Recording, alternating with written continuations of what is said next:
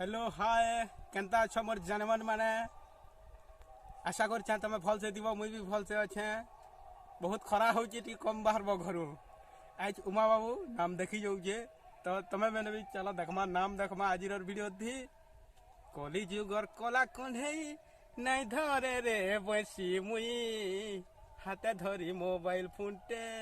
सब गोपी रही रेमी वाला चलो नाम रे देखमा मुई गाले फेल ना देखमा ओके बाय बाय। देखी पार्थे यहाँ उमा बाबू बर्तमान जाऊन नाम देखी एत खरा हो उड़वाटा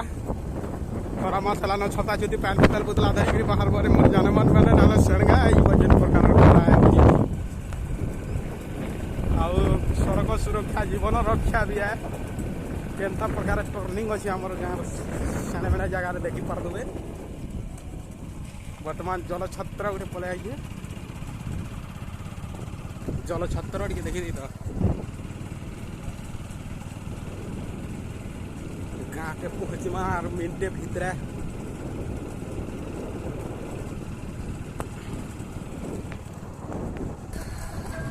गाँटा पहुँची जाइए बर्तमान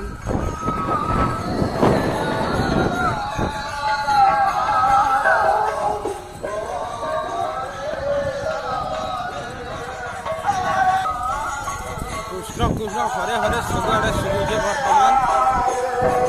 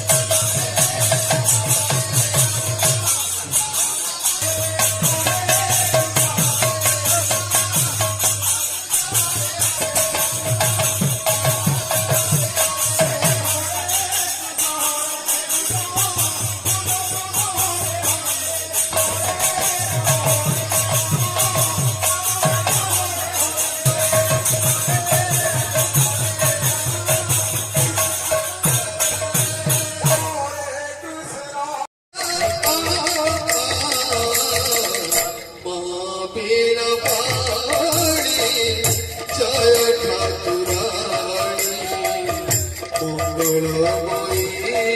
মা জননী মঙ্গলময়ী